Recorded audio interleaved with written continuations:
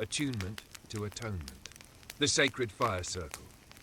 Here is a short story about a wooden flute player who enters a sacred fire circle carrying the discord of separation until one shared breath helps everyone remember the harmony that was never truly lost.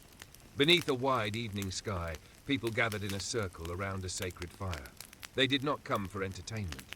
They came with one purpose: to become quiet enough to remember wholeness.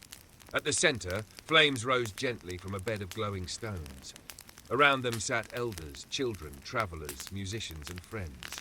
No one was placed above another. Every person faced the same fire. A wooden flute player named Kai sat at the edge of the circle.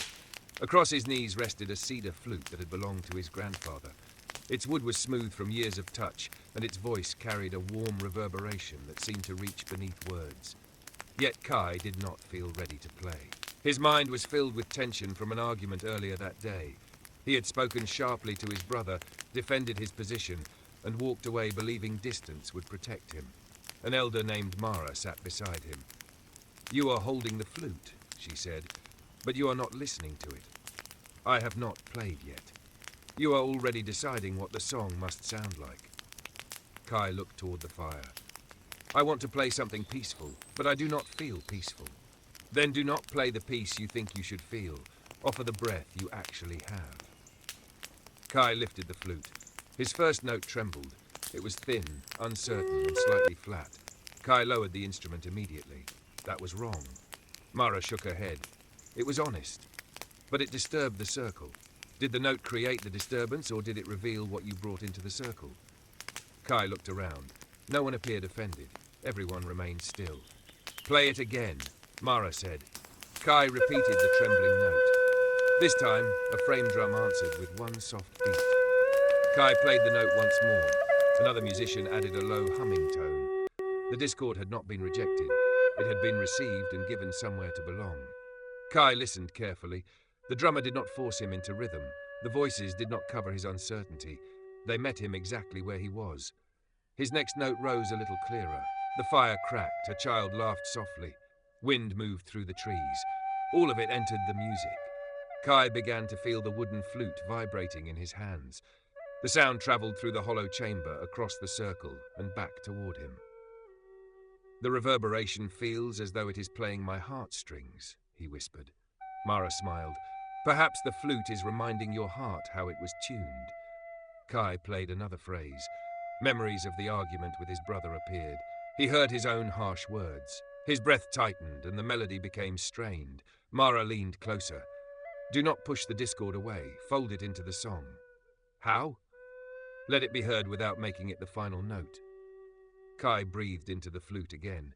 He played the strained phrase exactly as it had come. Then he paused. He listened for what wanted to follow. A gentler note appeared, then another.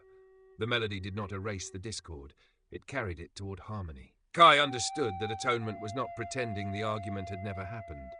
It was accepting the correction that separation had never become the truth of who he and his brother were. Across the circle sat a man Kai had not noticed before. It was his brother. Their eyes met.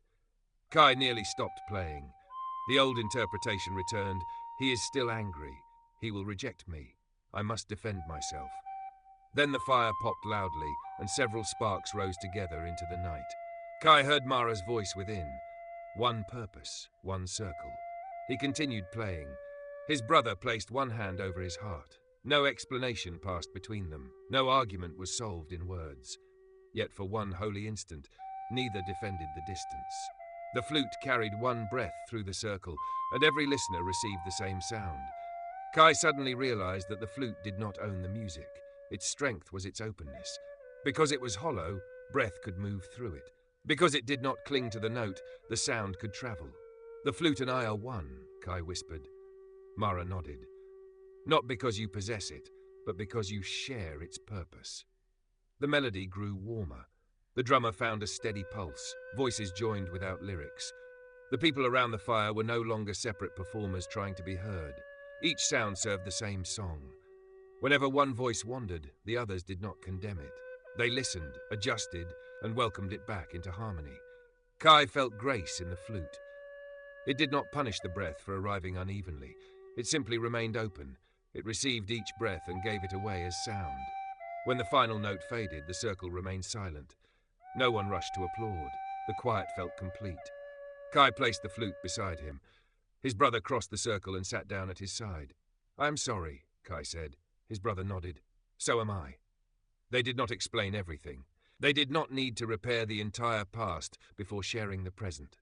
They sat together before the same fire. Mara looked around the circle. "This is why we circle up," she said. "Not to make many private purposes agree, but to give them all to one purpose." "What purpose?" asked the child who had laughed. "To remember that no one sits outside the whole."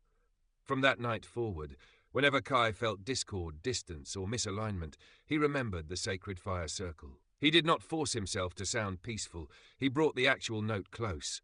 He listened for the correction. He allowed grace to breathe through what was open. And quietly, within every conversation and every relationship, he prayed. "Activate attunement. Strengthen my conviction to remain aligned.